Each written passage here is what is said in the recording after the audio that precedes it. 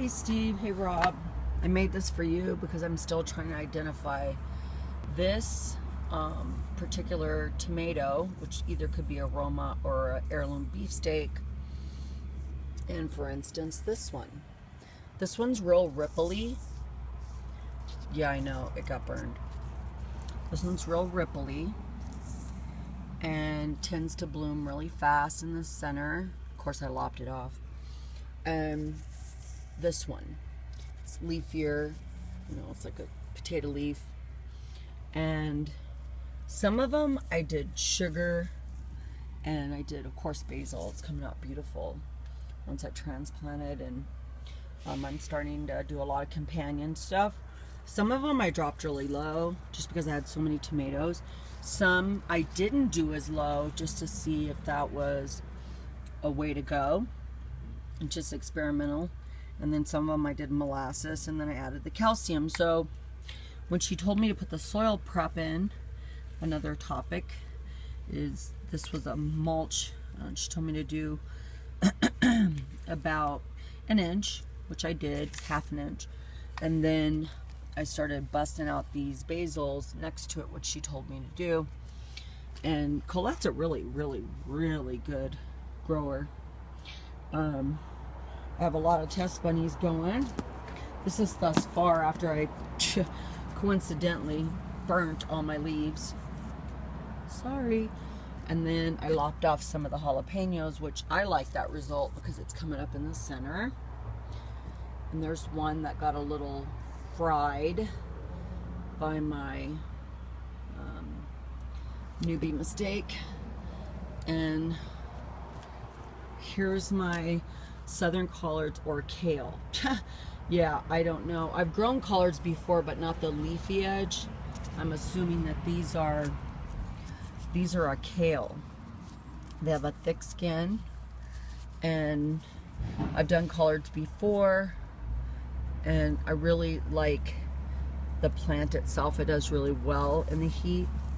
This year I did a lot different. Now there's those onion seeds that I never thought I would do. And thus far I haven't arranged anything because Tim's coming in and I want to string it up. I want to do vertical. I want to do a use of space that's a lot better. I wanted to share something with you. This succulent, which has grown back every year, the woman that owned this home 10 years ago, she passed away, and I kept it in her memory, and it was full of aphids. So I treated that last night, not in the sun, and my jalapenos in the ground are doing wonderful. This is another variety of a chili. Do not know. This came out of the grow room and didn't know. And these are another form of succulents that come back every year. They're beautiful. I guess they call those annuals. My Chinese cabbage took a beating due to my hand, and the squash got transplanted from the cups, and they seem to be doing well. I amended the soil. I didn't do that raised thing with the trench, my mistake.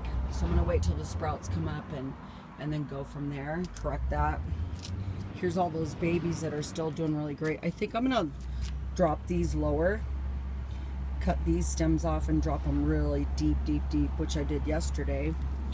This one was that wind stalk that I really toughened up, and these seem to be doing rather well in that intense sun thus far. And this is that Bee Rescue fragrance and hummingbird. So I'm got a slow start, and that kind of worries me. I was fertilizing this Romano bean pole, and that's what caused it to be yellow, because it's not nitrogen heavy. So I'm gonna have to sink these in. And again, I don't want to use that fence line due to different, totally different reasons than that shade spot. Here's that chocolate mint, which tends to really move and go to other locations, which doesn't bother me here because there was a tree here that we removed last year when I lost my whole garden. Here's that weird shady spot.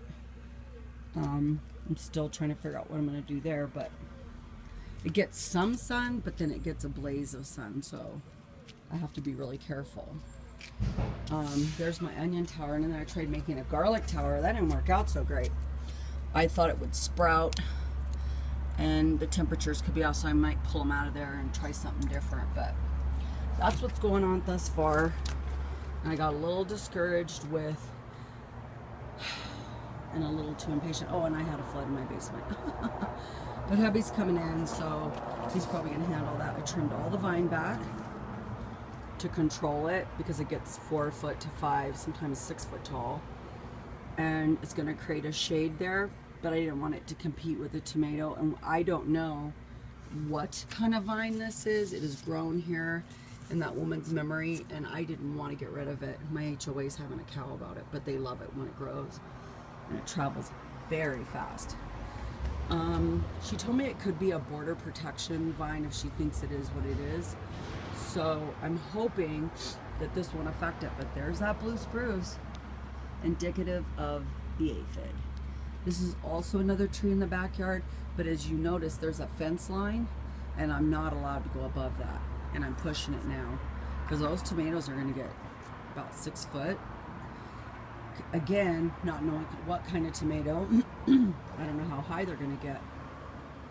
So this is kind of what's going on thus far, and when he comes in, I want a really good plan for that spot, because if I don't do it right, I'm gonna run into trouble. And then I have this space, and I'm trying to get everything cleaned up and ready, and then I've got those huge pots. So I want to effectively use this sidewalk. I can't use it. I can use the edges, but not the center, because it goes where? To the back door, which we hardly ever use, but the HOA again. So that's the scenario. I was really down last night. Thanks, Steven, for the ladybug idea. However, I don't know what a shade cover is, and I don't know which one to buy. So I'm assuming it'll shade cover this. What's that spider web? No way. I would shade cover this and then release the ladybugs in there. Is more better? Is it 1500? You know, because I need that help back here. I've deterred the squirrels from that tree with garlic.